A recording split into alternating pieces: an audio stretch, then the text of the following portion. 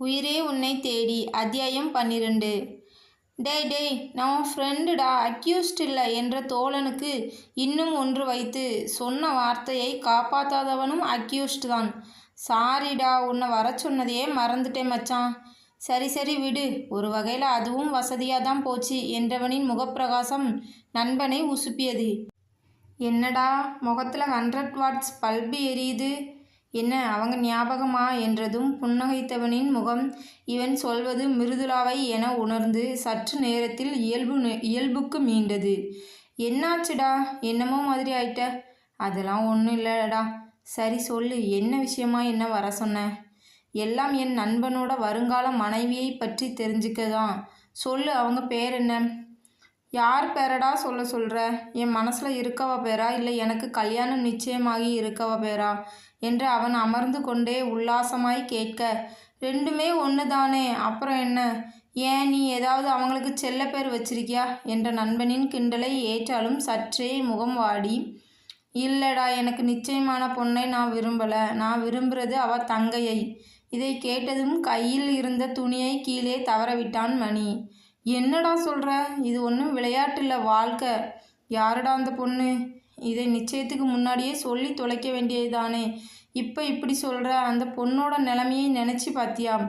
டேய் மணி, நான் சொல்கிறத கொஞ்சம் பொறுமையாக கேட்டுட்டு அப்புறமா முடிவு பண்ணுடா என்று 7 வருடத்திற்கு முன் கல்யாண வீட்டில் மாதங்கியை கண்டு விரும்பியது முதல் நேற்று நடந்தது வரை அனைத்தையும் தெளிவாய் சொல்ல நண்பனும் சேர்ந்து குழம்பினான்.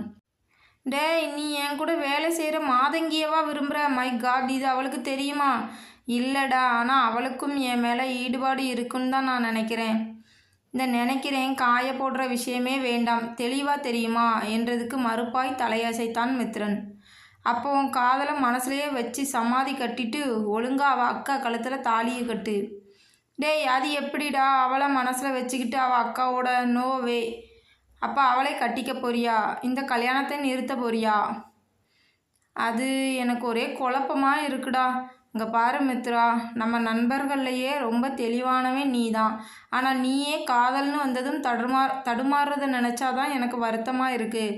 கல்யாணம் நிச்சயம் பண்ண அப்புறம் கல்யாணத்தை நிறுத்தினா அந்த பொண்ணு வாழ்க்கையை நினச்சி பார்த்தியா? அதுவும் இல்லாமல் 7 வருஷம் முன்னால் நீ மாதங்கியை ஒதுக்கிய காரணம் இன்னும் அப்படித்தான் இருக்குது. அவள் சின்ன பொண்ணு, உன்னை விரும்பாமலும் இருக்கலாம், இல்லை அவள் மனசில் வேறு யாராவது இருக்கலாம். அதை தெரிஞ்சுக்கிட்டு அப்புறமா மேற்கொண்டு யோசிப்போம். அதுக்குள்ளே அவசரப்பட்டு கல்யாணத்தை நிறுத்திடாத, புரியுதா என்று தெளிவாய் உபதேசித்த நண்பனை பெருமை பொங்க பார்த்தான் மித்ரன். தேங்க்ஸ்டா, இப்போ தான் என் மனசில் இருந்த குழப்பம் கொஞ்சம் குறைஞ்சிருக்கு. சரி, மாது மனசில் யார் இருக்காங்கன்னு எப்படி தெரிஞ்சுக்கிறது? அதுக்கு ஒரு வழி இருக்கு என்றவன் தன் செல்பேசியை எடுத்து யாரிடமோ பேசினான். அவன் சோபா என்ற பெயரை குறிப்பிடவும் அவள் மாதங்கியின் தோழிதான் என்று குதூகலித்தவன் நண்பன் ஃபோனை அணைத்து அருகில் வந்ததும் அவனிடம் ஆவலாய் விசாரித்தான். என்னடா, அவன் மனசில் யாரும் இல்லல்லா என்று கேட்க நண்பனின் முகவாட்டம் அவனை பயமுறுத்தியது. சோபாவுக்கே சரியாக தெரியலைன்னு சொல்கிறா. ஆனால் அப்பப்போ மாதங்கி ஏதோ ஒரு கனவுல மூழ்கிடுவான்னு அவள் சொல்கிறத பார்த்தா எனக்கு சந்தேகமாக தான் இருக்குது. இனி அவள் மனசில் யார் இருக்காங்கன்னு நீயா தான் தெரிஞ்சுக்கணும். எப்படிடா? அதான் அவங்க அம்மாவுக்கு பிடிக்கலன்னு நான் அவங்க வீட்டுக்கே போகிறதில்லையே. என்று யோசித்தவனின் முகம் சட்டென்று பிரகாசமானது. டேய், நாங்கள் எல்லாம் ஒரு 10 நாள் கேம்ப் போகிறோம். அதுக்கு கண்டிப்பாக மாதங்கி வருவா. நீயும் எங்களோட வந்து தங்கினா அவள் கூட இருந்து அவளை பற்றி தெரிஞ்சுக்கலாம். என்ன விளையாடுறியா? எனக்கு தான் வேலை இருக்குமே, நான் எப்படி வெளியூர் வர்றது? அதுவும் 10 நாள். வெளியூர்லாம் இல்லைடா, இங்கே திருவள்ளுவர் பக்கத்தில் ஒரு அழகான இடம். அங்கே இருக்க ஏரியை கடந்து போனால் ஒரு அழகான தீவு இருக்குது. அங்கே தான் எல்லோரும் தங்கி இருக்க போகிறோம். நமக்கு தேவையானது எல்லாம் அங்கே கிடைக்கும். நீ காலையில் உன் வேலையை பாரு, வேலை முடிஞ்சதும் சாயந்தரமாக அங்கே வந்துடு. மாதங்கி கூட இருந்த மாதிரியும் இருக்கும், அவன் மனசை தெரிஞ்சுக்கிட்ட மாதிரியும் இருக்கும். என்ன சரியா என்ற நண்பனை இருந்த சந்தோஷத்தில் தூக்கி சுற்றலாம் போல இருந்தது மித்ரனுக்கு. தன்னவளை காணப்போகிற சந்தோஷத்தில் அன்றே நண்பனோடு அவனும் கிளம்பினான். ஆனால் மாதங்கியோடு மிருதுளாவும் வருவாள் என்று மித்ரன் மட்டுமல்ல, அவன் நண்பனும் கூட எதிர்பார்க்கவே இல்லை. கேம்பிற்கு ஒன்றாக செல்ல இருந்த அந்த வேனில் மணிகண்டனோடு மித்ரனும் ஏற அக்காவும் தங்கையுமாக அமர்ந்திருப்பதை பார்த்து இருவரும் தர்ம சங்கடத்தில் ஒருவரை ஒருவர் பார்த்து கொண்டனர். இங்கே இவர்களுக்கு தர்ம சங்கடம் என்றால் அக்கா தங்கையின் முகங்களில் அப்பட்டமான அதிர்ச்சி.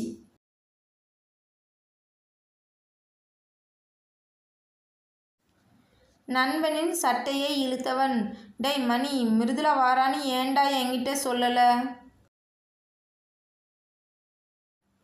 எனக்கே இப்பதான் தெரியுது அவங்க வாராங்கன்னு.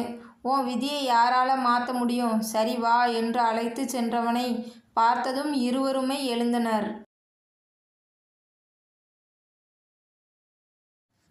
ஏன் எழுந்துக்கிறீங்க?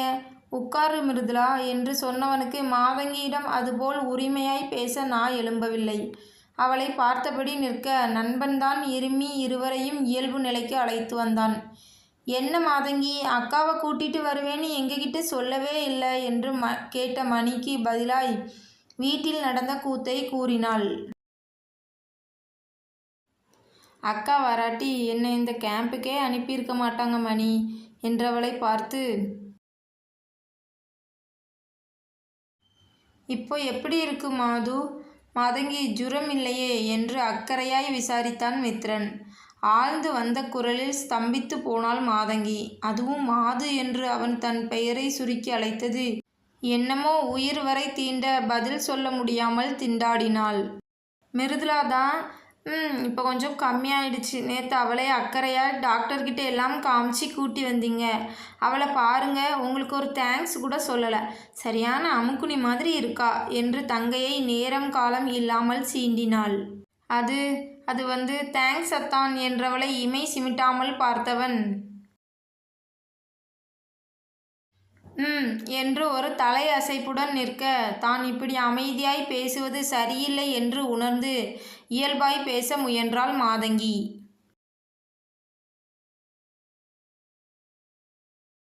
ஆமாம், நீங்கள் எங்கே இங்கே? அக்கா வர்றது மணி சாருக்கே தெரியாது. நீங்கள் எங்கே மோப்பம் பிடிச்சி வந்தீங்க? ஆனால் சரியான போலீஸ் தான் என்று அவனை கிண்டல் அடித்தாள். மற்றவர்கள் புன்னகைக்க மித்திரனிடம் அது இல்லை. அவன் பார்வையே சொன்னது, நான் வந்தது உனக்காகத்தான் என் அன்பே என்று. அதை சந்திக்க முடியாமல் அவள் தடுமாறுவதை பார்த்தவாறே, மணி இந்த கேம்ப் பற்றி சொன்னதும் எனக்கும் இதில் கலந்துக்கணும்னு ஆசையாக இருந்தது, அதான் வந்தேன். இந்த எபிசோடு உங்களுக்கு பிடிச்சிருந்துச்சுன்னா ஒரு லைக் அண்ட் சப்ஸ்கிரைப் பண்ணி நம்ம சேனலுக்கு ஆதரவு தாங்க. அப்படியே கமெண்டில் கமெண்ட் பண்ணுங்கள்.